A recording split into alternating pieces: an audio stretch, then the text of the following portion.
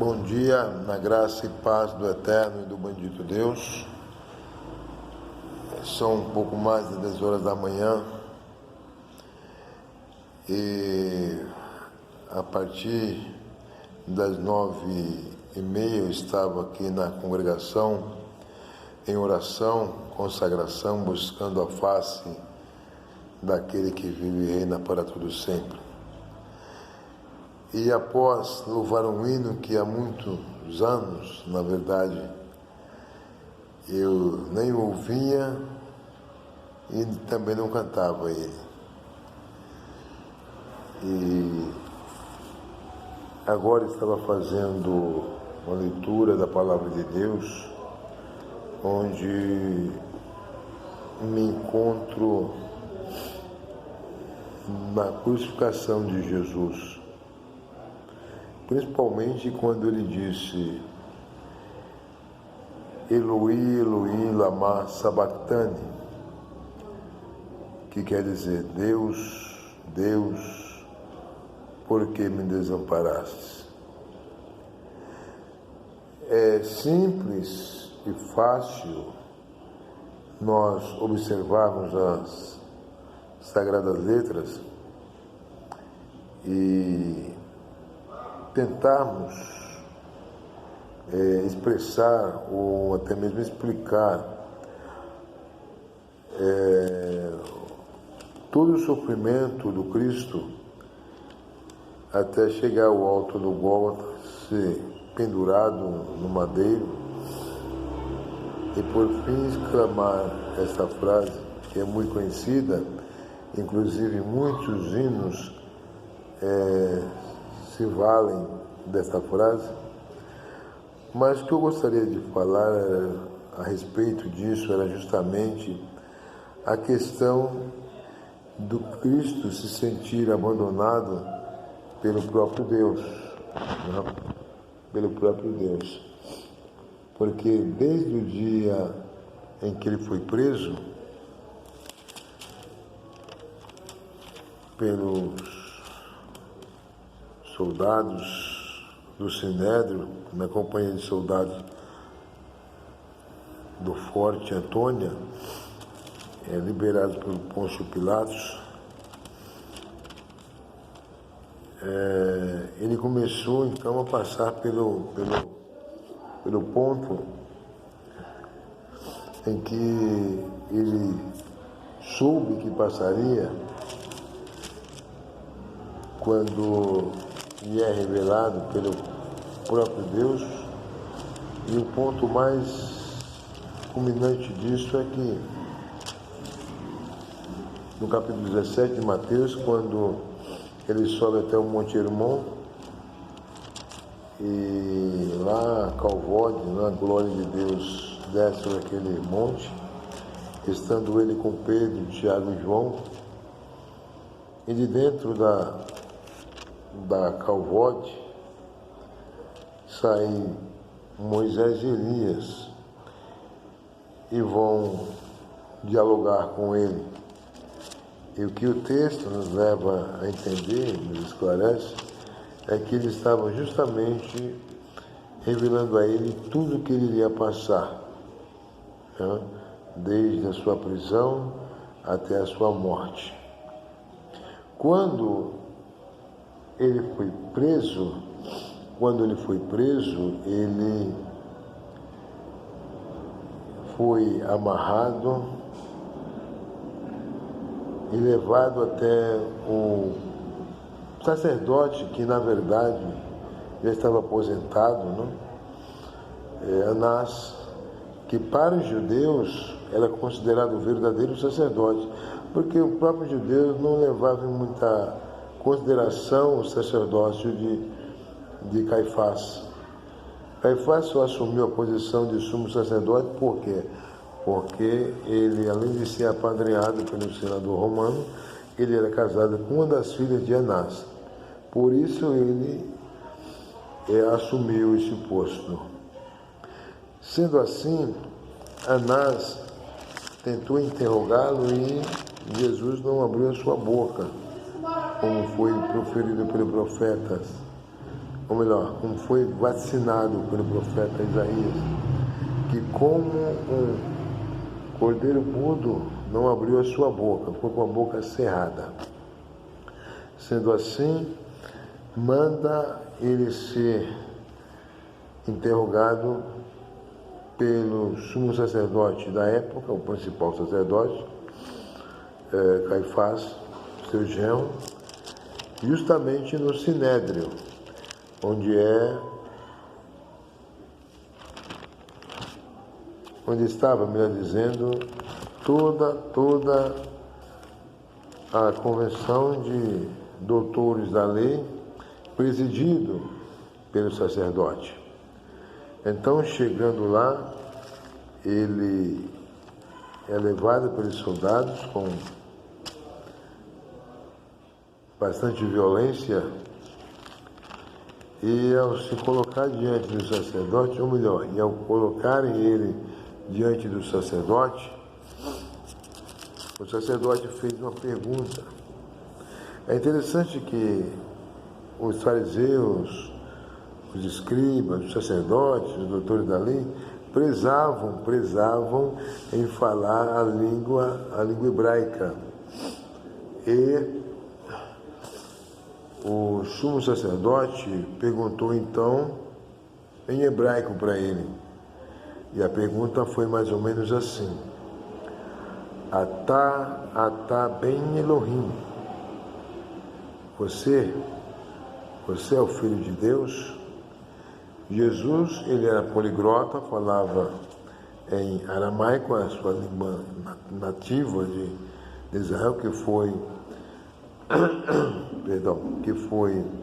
aprendida no cativeiro em Babilônia, a língua aramaica, que era a língua popular da sua época, porém ele conhecia também do hebraico.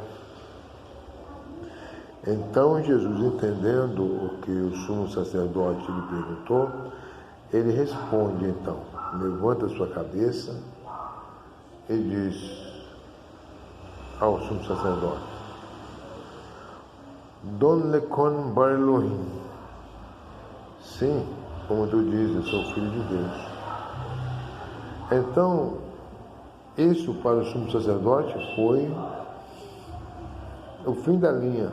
Era o que ele precisava ouvir para levar Jesus preso. E já que o Sinédrio, os judeus, não tinham o poder de matar, tinham o poder de julgar, não de matar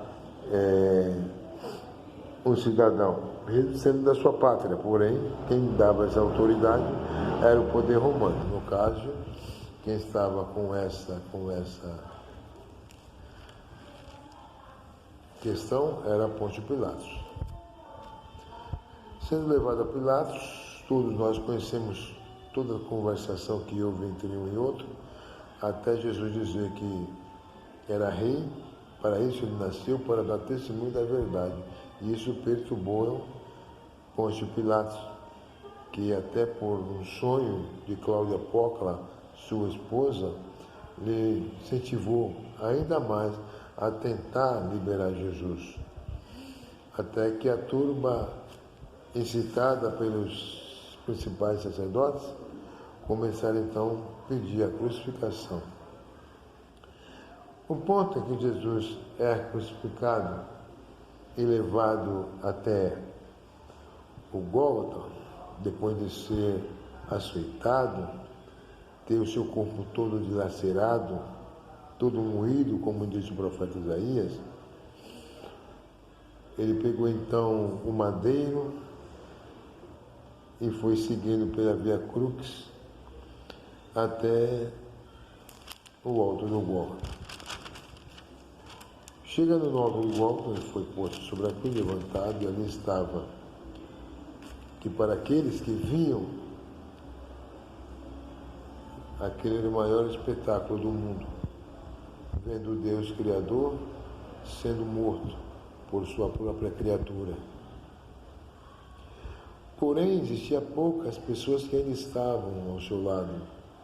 Algumas mulheres, sua tia, sua mãe e João, o discípulo amado.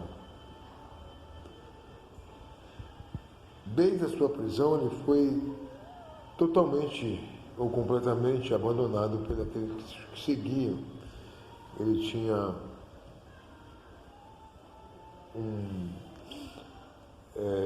um grupo de 500 pessoas, depois de 70, também depois de 12, e por fim apenas um, infelizmente, né? E lá, ao sol se escurecer, haver trovoadas e a terra se mexer em um grande terremoto, que a terra rasgou o véu em duas partes, que nós entendemos que ali ele estava abrindo passagem para que nós adentrássemos no lugar santíssimo. Sendo assim, ele olha para o céu e clama ao Deus Pai, ao Eterno, Criador do Universo, falando a seguinte expressão que começamos a falar nesse vídeo. Elohim, Elohim, lama sabachthani.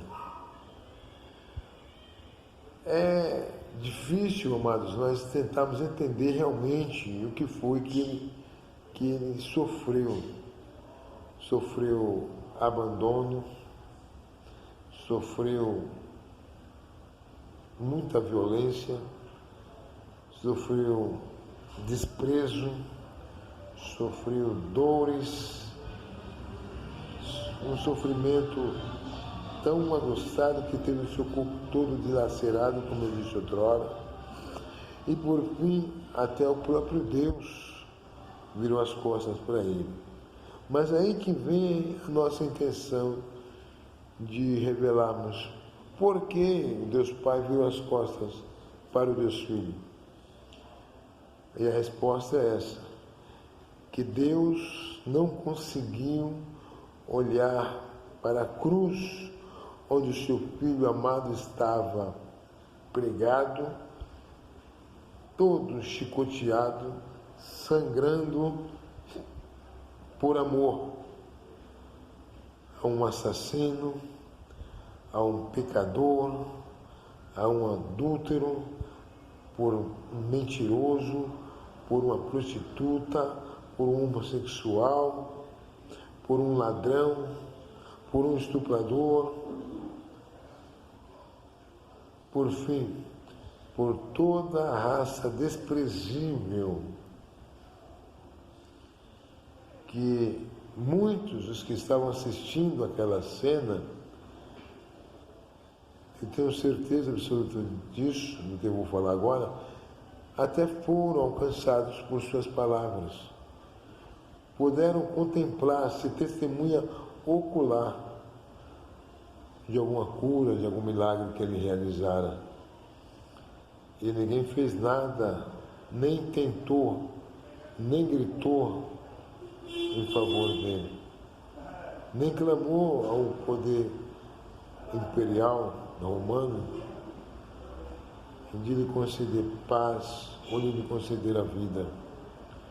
Mas isso tudo estava escrito para que ele passasse por tudo isso, porque na verdade a cruz nem dele era, a cruz era nossa, porque o pecador era eu e você, éramos nós, e o salário do pecado é a morte.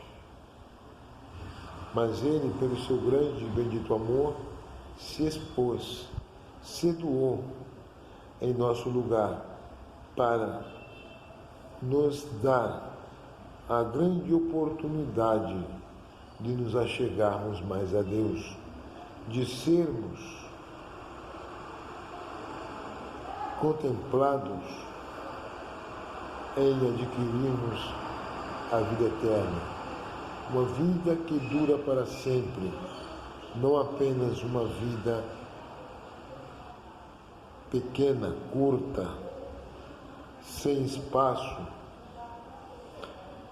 Infelizmente, o homem